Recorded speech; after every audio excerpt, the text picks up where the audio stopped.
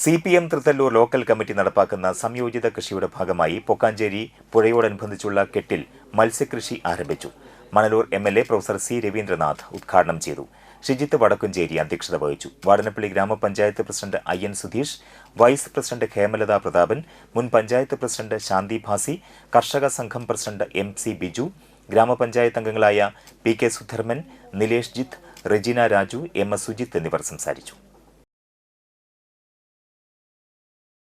അതായത് കാർഷിക ഉൽപ്പന്നങ്ങൾ അത് വിറ്റഴിക്കുക, വിപണനം ചെയ്യുക, അതിലൂടെ ഉണ്ടാകുന്ന സമ്പത്ത് പുനഃക്രമീകരിക്കുക, വിതരണം നടത്തുക.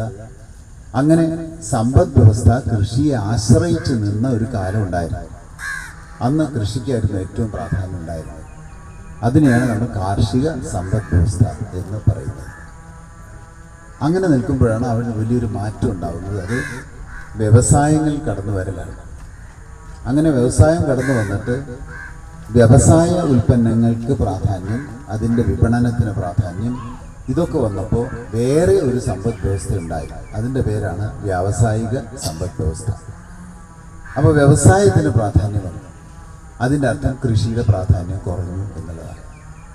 ആ മാറ്റമുണ്ടായ കാലത്താണ് ലോകത്തെ ഏറ്റവും കൂടുതൽ പട്ടിണിയും രോഗങ്ങളും ഒക്കെ ഉണ്ടായത്. ഇത് വളരെ പ്രധാനപ്പെട്ടതാണ്.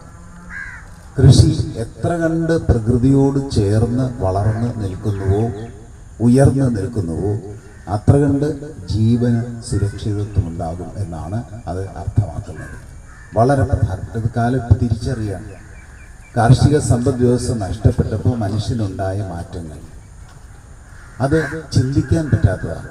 പല മാരക രോഗങ്ങൾ വരെ ഉണ്ടായത് അതിനെ തുടർന്നാണ് എന്ന് നിരീക്ഷിക്കപ്പെടുന്നു. പ്രകൃതിയിൽ നിന്ന് അകലുന്നു എന്നാണ് അതിൻ്റെ മറ്റൊരു ഭാഷ.